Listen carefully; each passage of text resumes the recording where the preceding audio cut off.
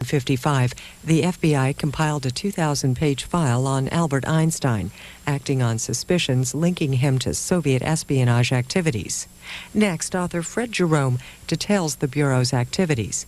His new book, The Einstein File, spells out how the Bureau spied on Einstein and his associates and identifies some of the informants who said he was a spy. He also explains the pacifist and socialist politics of the author of The Theory of Relativity, which Mr. Jerome concludes was the driving force behind J. Edgar Hoover's efforts to discredit Einstein. This History on Book TV discussion is 35 minutes. Thank you. There are, besides Frances Golden, my agent, and her associate, Sidel Kramer, who couldn't be here tonight, and Michael Denany, my editor extraordinaire. There are many people here tonight whom I'd like to introduce, but not now. I hope to do so later, because I think we should get on with the reading and discussion.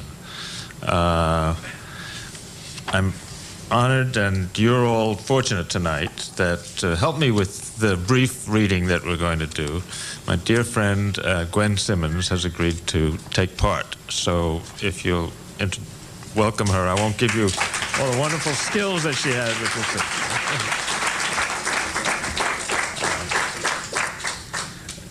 this. This reading focuses on just one of many possible aspects of the book. Afterwards, the floor will be open for questions, with more questions and comments welcome later, and on the website www.theeinsteinfile.com. Of all the little-known aspects of Einstein's political dimension, the least known is his anti-racism. Einstein is quoted on T-shirts, coffee mugs, posters, and calendars, yet nowhere in all this Einsteinia will you find his comment to the Cheney Records student newspaper of a small black college in Pennsylvania, quote, "Race prejudice has unfortunately become an American tradition which is uncritically handed down from one generation to the next," unquote. Also missing are remarks Einstein made to the Atlanta Conference on anti-racist educators 10 years before the Civil Rights Movement. Quote, "Every right-minded person will be grateful to you for having united to fight this evil that so grievously injures the dignity and repute of our country." Also missing from the T-shirt scene, Einstein's statement that, quote, "Racism is America's worst evil." During the last 20 years of his life, Einstein almost never spoke at universities. He considered the honorary degree programs to which he was frequently invited to be ostentatious. Moreover, his declining health made it difficult to travel, so he simply adopted a just say no rule. But in May 1946, he broke that rule to speak at Lincoln University in Pennsylvania, the oldest black university in the world. Both the year and the school are significant. Here's how one of Lincoln's students described Einstein's presentation, writing in the student newspaper, the Lincolnian. And I'd just like to say that I am very honored to be sharing these moments with my dear friends Fred and Jocelyn. Here's how one of the Lincoln students described Einstein's presentation in the Lincolnian. On Friday, May 3rd, a very simple man came to Lincoln University. His emaciated face and simplicity made him appear as a biblical character. Quietly, he stood with an expression of questioning wonder upon his face as President Horace Mann Bond conferred a degree. Then this man with the long hair and deep eyes spoke into a microphone of the disease, racism, that humanity had. In the deep accents of his native Germany, he said he could not be silent. And then he finished, and the room was still. Later, he lectured on the theory of relativity to the Lincoln students. And later that night, Albert Einstein went back to Princeton. To understand the full significance of Einstein's presentation at Lincoln and its minuscule coverage by the mainstream media, we need to recall the racial situation in America in what might be called the Bloody Spring of 1946. In the wake of World War II, a wave of lynchings had swept across America, and within 1 year after Hitler, Mussolini, and the fascists had been defeated, 56 black Americans had been lynched in this country. Most of them GIs who had returned from fighting for democracy in Europe.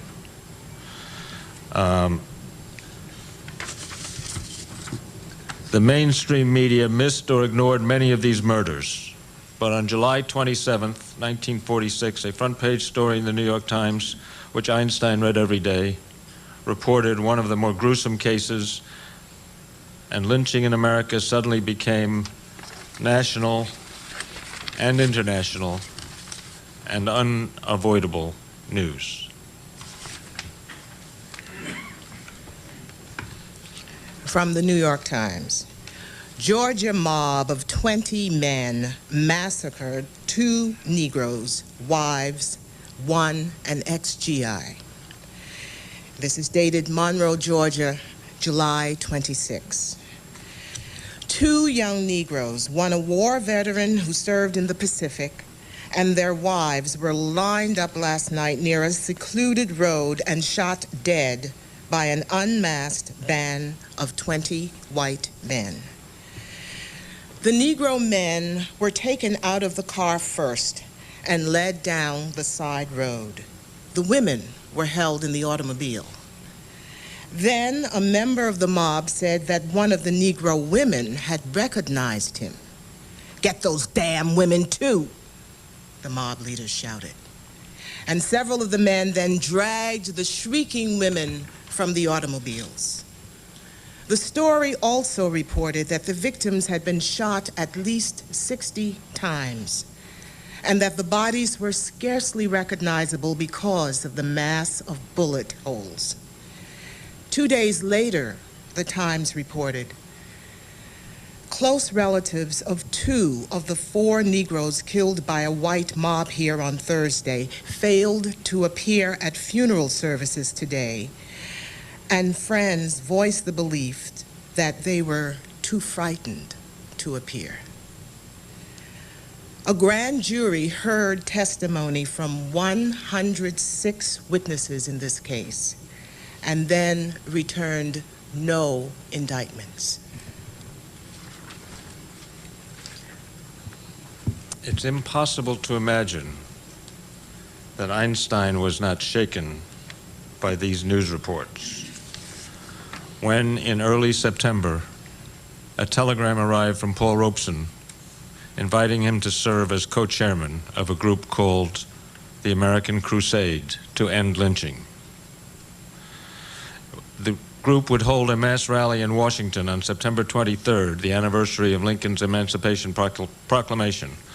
The protest, to be led by black veterans, would demand punishment for lynchers and prompt passage of a federal anti-lynching law. W.E.B. Du Bois and other prominent leaders, black and white, were also on the delegation to Washington. Co-chairman Einstein was too ill to attend, but sent a letter with the delegation to President Truman declaring that security against lynching, quote, is one of the most urgent tasks of our generation.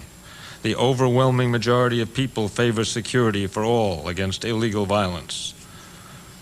And there is always a way to overcome legal obstacles whenever there is an inflexible will at work in the service of so just a cause. 12 pages of the FBI's Einstein file concern the American Crusade to End Lynching, considerably more pages than most of his affiliations. Perhaps that was because Hoover and his bureau viewed the anti-lynching campaign much as they would later view the civil rights movement of the 1960s, as a threat to America's security. Here's one typical reference in the Einstein file to the anti-lynching crusade.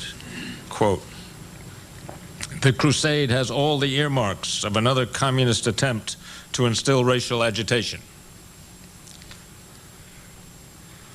Einstein's FBI file reports that he endorsed not less than 12 anti-racist civil rights organizations, including the Defense of the Scottsboro Nine, and lesser known but just as unjust frame-ups against Sam Buchanan, Willie McGee, Rosalie Ingram, and the Trenton Six. In February 1951, the historian and civil rights activist W.E.B. Du Bois was indicted by the federal government as a foreign agent for having set up an organization called the Peace Information Center. The photo of this renowned black historian in court, in handcuffs, was flashed around the world as one more example of American racism and McCarthyism. The case against Du Bois was thrown out by the judge before the defense had a chance to present its case. But the first defense witness for Du Bois was scheduled to have been Albert Einstein. For having the audacity to be both black and red, Du Bois and Robeson faced a double-barrel assault from the U.S. government. Perhaps more significant than Einstein's affiliation with any single civil rights group was his solidarity with these two world-renowned figures, Robeson and Du Bois, especially his enduring friendship with Robeson. We don't really have enough time to read the summary from the book of Robeson's outstanding achievements as the Renaissance man we all know that he was. But excerpting again from the book, between watching Robeson and watching Einstein, Hoover's agents were able to report on a number of their collaborative, subversive activities, such as support for refugees from the Spanish Civil War and support for Henry Wallace's independent campaign for president in 1948.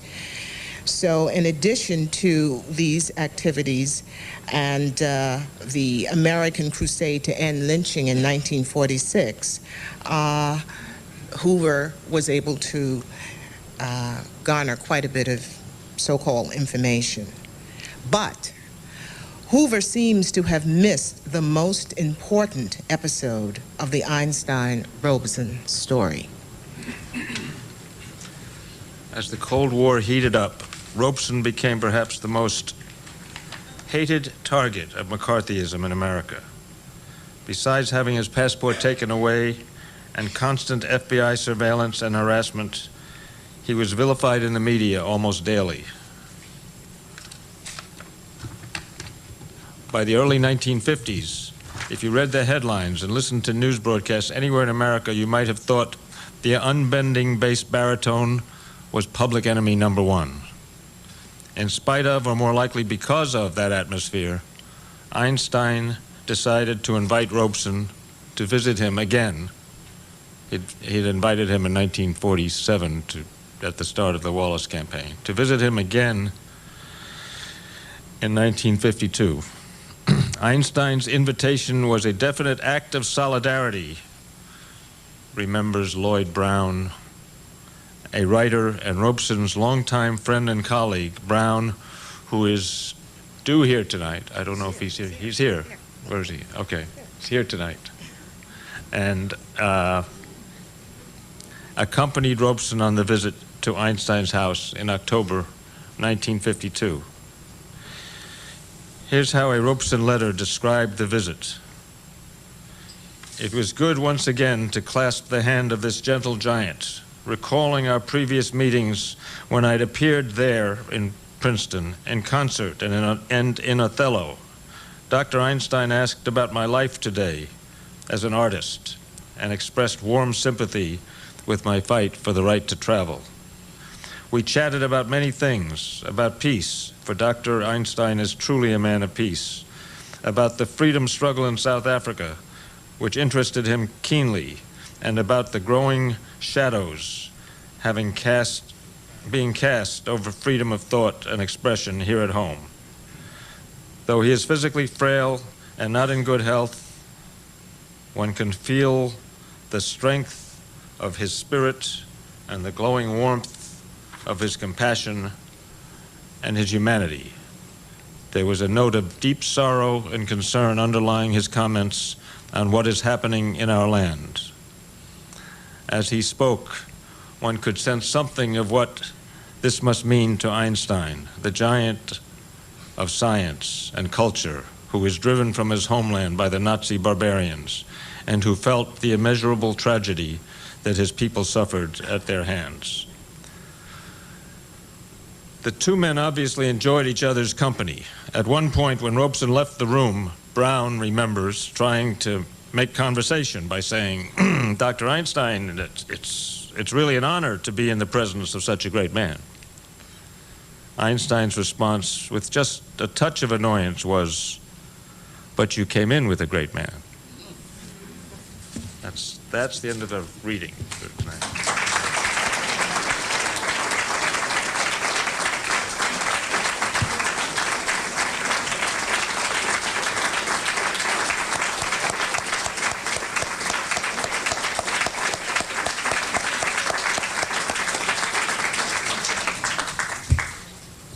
We can have time for some questions. Please go to the microphone. That microphone. You have any questions? Yeah, that's good.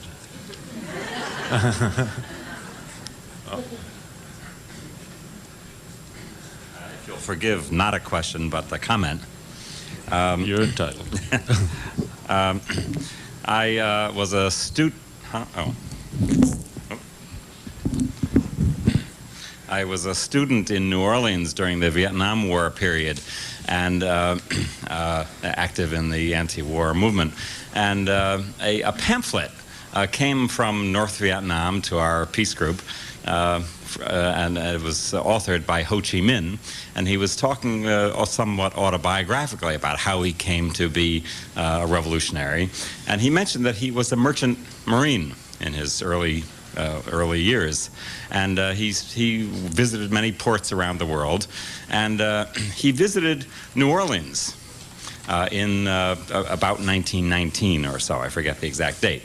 And he says he was shocked to see in the New Orleans Item, a newspaper, and now it's called, or it was later called, it was called the States Item, but at that time it was called the New Orleans Item.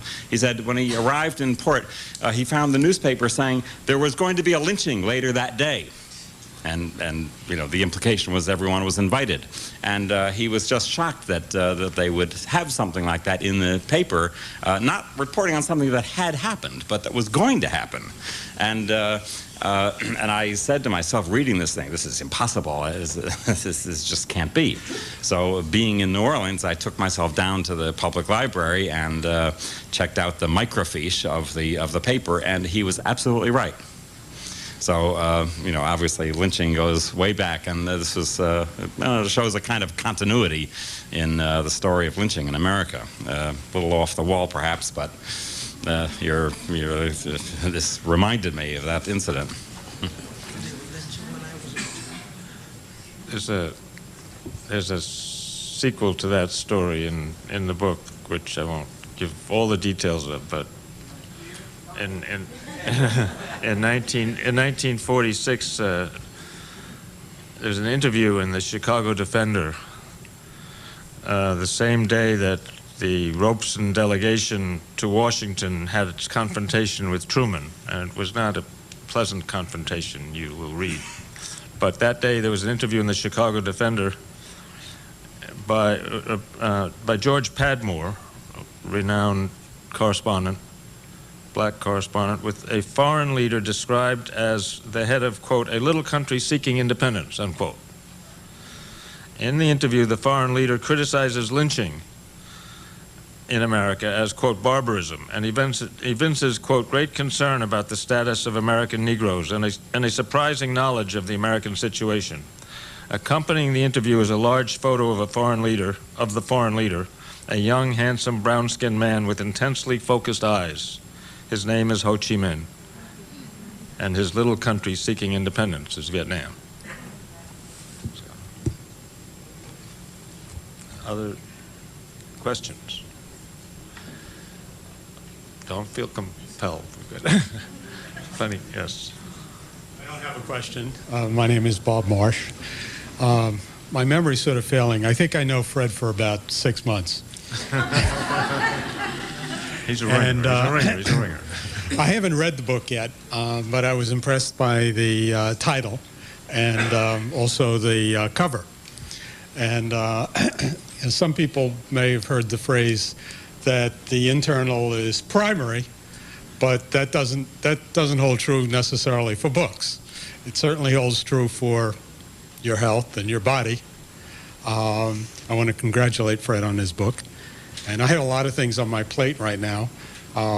Dirty dishes, laundry, and 2 other books. And I hope one day to read this book. I actually broke down and spent some money to buy the book. And just congratulations, Fred. And I hope that you have many more titles. And as I always say, you can't tell the contents of the book, a book by its contents. Thanks. Thanks for the book. Thank you. Thank you. Okay. There's a question. In your research on Hoover, did you do much research? Could you go? You can't hear me? I can hear you. No, go up to that mic. Okay. This is somebody else I've only known for 6 months. My wife always told me I talk too loud. In your research, did you do much research on Hoover himself and the biographies of Hoover as referring to Albert Einstein? Yes, and there is a good deal in this book of about Hoover, although I have to tell you, I took most of it out. There are other books about Hoover that you can get, some very good ones. I would love to write more about Hoover. I think he's one of the truly writable about characters in the history of the world, and the story of his visits to New York every weekend when he went to the racetrack and then went to the Stork Club afterwards and hung out with the mafia at the tables, and there are photos of all this. I mean, it's just wonderful stories. It has really not a whole lot to do with the Einstein file, although everything is connected, and I do have some references to Hoover where I think it's relevant. But it's certainly a good topic. Let me. Are there other questions? While you're thinking of questions, I'd like to introduce a few people who are here, and maybe then other questions. There are so many people here who have helped in so many ways with the book that it's impossible to even begin to introduce everybody. But I did mention Lloyd Brown, and I'd like you all to meet him, even though I wasn't sure that he was here at the time. So Lloyd, would you? Here you are. Okay. And Lloyd.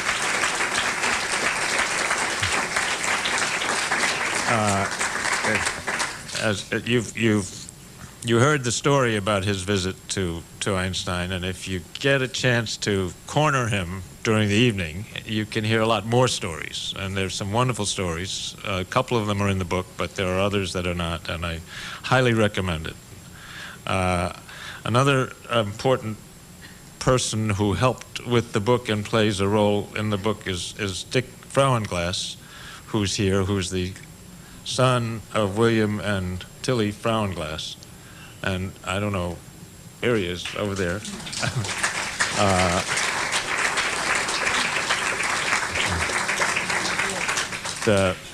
The photos in this book include a photo which he took at the age of 13 of his parents with Einstein, when Einstein invited them to the Einstein home from Brooklyn after his father had been fired from his job as a teacher by the Board of Education.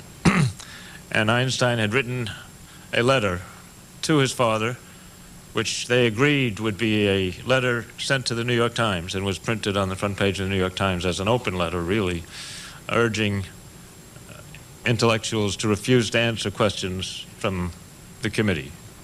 And it became a story across the world. It's now in Bartlett's quotations. And Dick was kind enough not only to discuss the letter with me, but when they left Einstein's house, his mother asked his father to pull the car over to the side, told his father to pull the car over to the side, which he did, and immediately took out paper and pencil and told everybody to write down their memories of what had happened.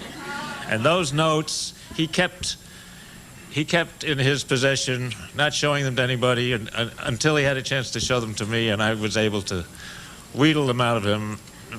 No, he was very, very generous and sharing those notes, and I think they add something to the book, and thank you, Dick.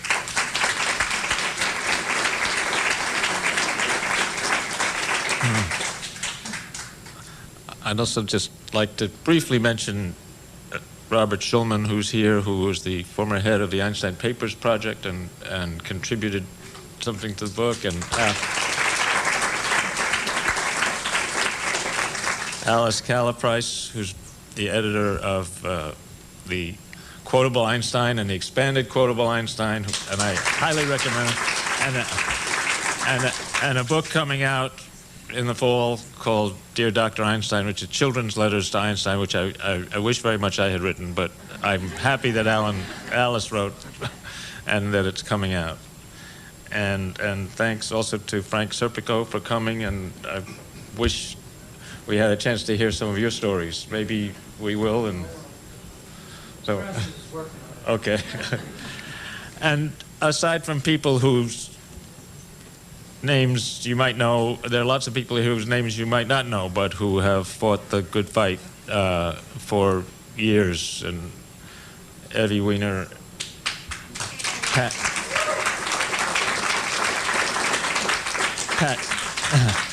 Pat Leonard, who's here, many others who have, in their own way,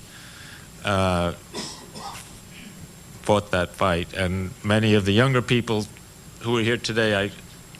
I'm really honored that they took the time to come, and I see that many of them have taken the difficult but immensely wonderful challenge of starting families, and I like to think that they would have done that even if they had known about Einstein's 1,800-word file in the FBI. So with that, if there are no more questions, or if there are questions, please, yes. Freddie, my name is Don Olins. We've known each other for a while. And you know that my wife and I are scientists. And Albert Einstein was an inspiration to me ever since I was a young, budding scientist. One of the things I wanted to point out is one of the things that inspired me about Albert Einstein was that he was a Zionist. And I think it's important to point out that he debunks quite clearly that awful myth that was created years ago that Zionism is racism, because he was clearly a Zionist and a profound anti-racist. I think in my book I do have a section, although not a large section, on Zionism, because it wasn't prominent in the FBI file for a variety of reasons. But and it is true that Einstein took many positions on Zionism over the course of years. Initially, he did not support the formation of the State of Israel. It wasn't formed until after, and didn't support it until after it was formed. Even then, he was critical of the leaders, many of the leaders of Zionism, had his fallings out, or had his differences with them, primarily over the issue of Arabs. There's a little-known letter to Weizmann, which I quote, to Chaim Weizmann, who was the founder of Zionism, which I quote in the book, which says, "If we do not succeed in finding the path of honest cooperation and coming to terms with the Arabs, we will not have learned anything from our 2,000-year-old ordeal and will deserve the fate which will befall us.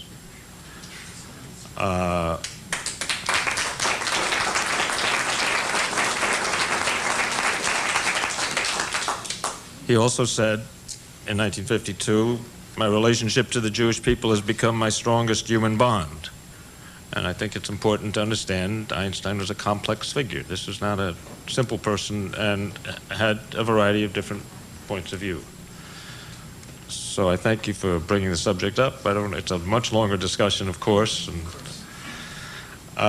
before closing, one more. Two more. Oh, well.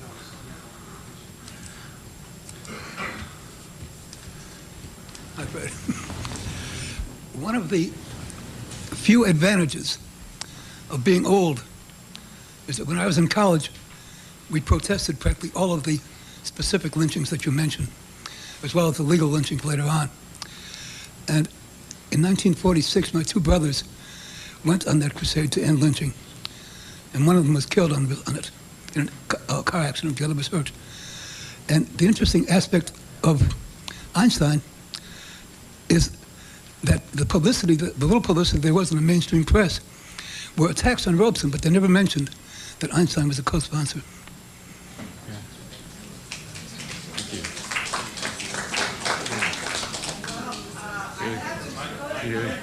Minerva. I haven't read the book yet either. Can she talk into this one? Good. I haven't read the book yet either, but just from the excerpts that you've given today and from the information that I've gotten either from you over the last few weeks, I realized that this book is very important to be included in schools. And I wonder what you're doing in terms of meeting with school board members, since I used to be on a school board, or meeting with people in schools so that this view, this other version that was totally silent, it can be presented, and so young people can be aware, especially apropos of what's going on today and the silence and the difficulty of getting information and how easily people can be vilified because of the lack of information. I think this book is critical and timely, and I hope you're going to put it and do something about getting it into schools.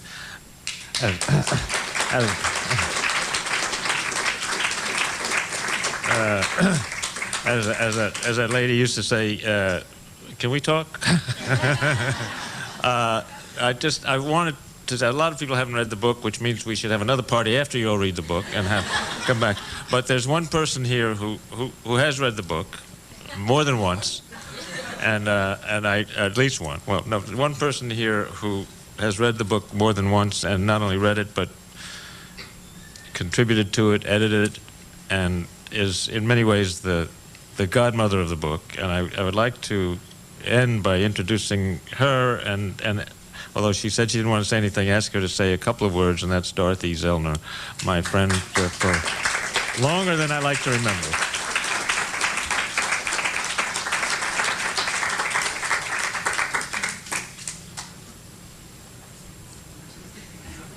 I don't know what to say. It's a total surprise.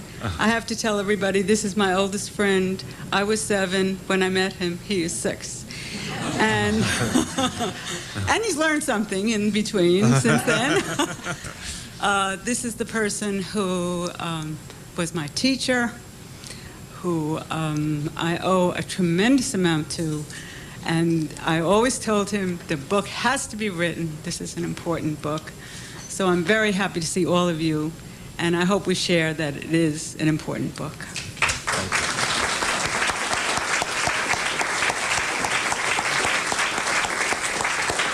Let's go and enjoy the food, and even though they say that book parties don't sell books, I hear, you're entitled to buy some. And there's some out there. You have one more question? One more question. Hi, Fred. No. I mean, we all know some very popular things about Einstein, that he wrote the famous letter to Roosevelt advising the building of the atomic bomb, and that he was against the use of atomic energy after the war and his offer of becoming president of Israel. But why is so absent this attention to his civil rights, almost unknown until this book? Why have Einstein's politics been kept so little known? Short question, a little longer answer. But I would just tell you the story. I was at a meeting with some top scientists recently, and a leading Nobel Prize-winning physicist leaned over to me, and he knew about the book, and he says, "Einstein was a pinko." And I said, "Why are we whispering?"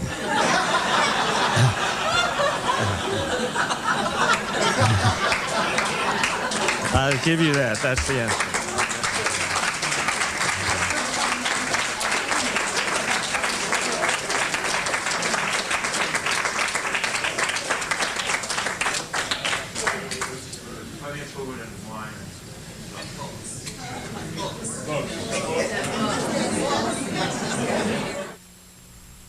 Fred Jerome is author of the Einstein file, J. Edgar Hoover's War Against the World's Most Famous Scientist.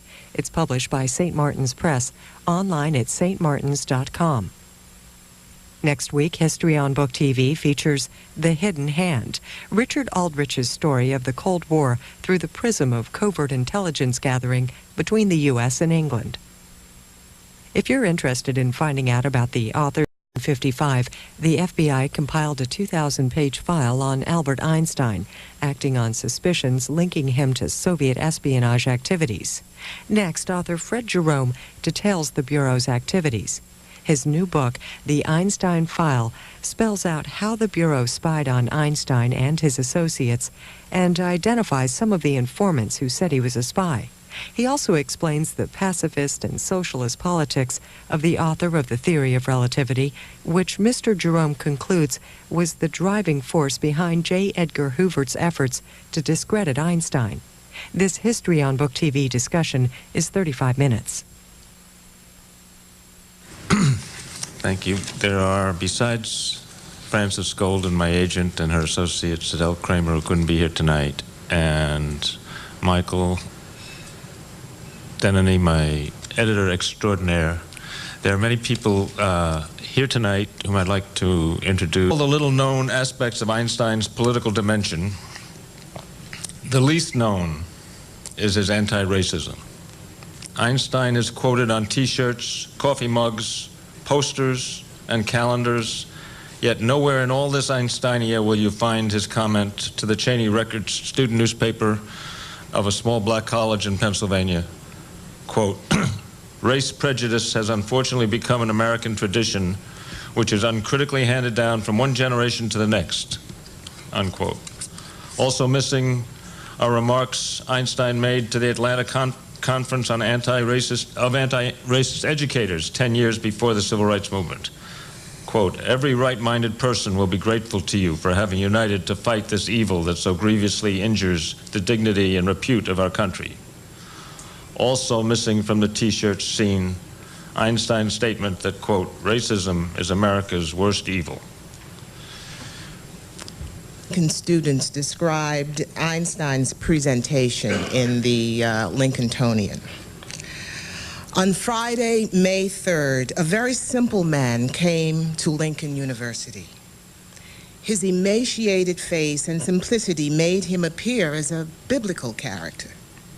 Quietly, he stood with an expression of questioning wonder upon his face as President Horace Mann Bond conferred a degree.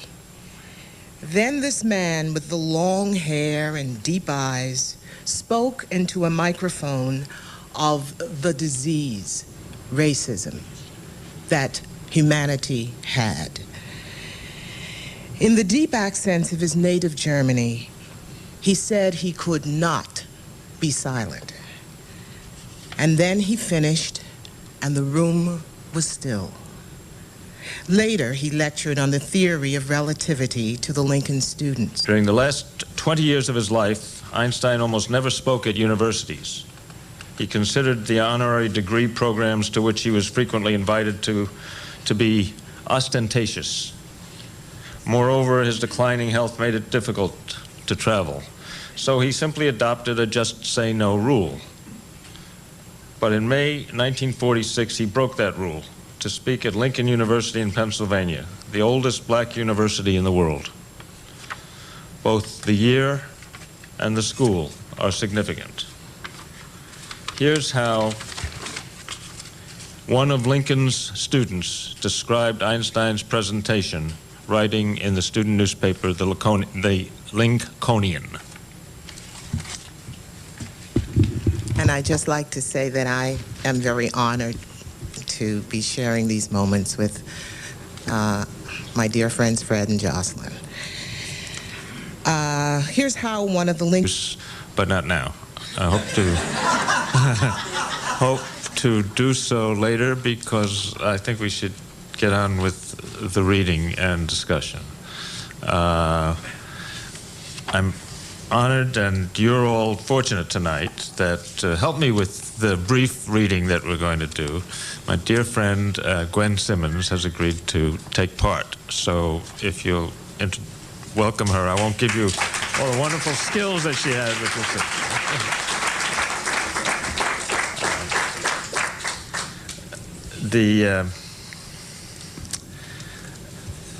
this reading focuses on just one of many possible aspects of the book.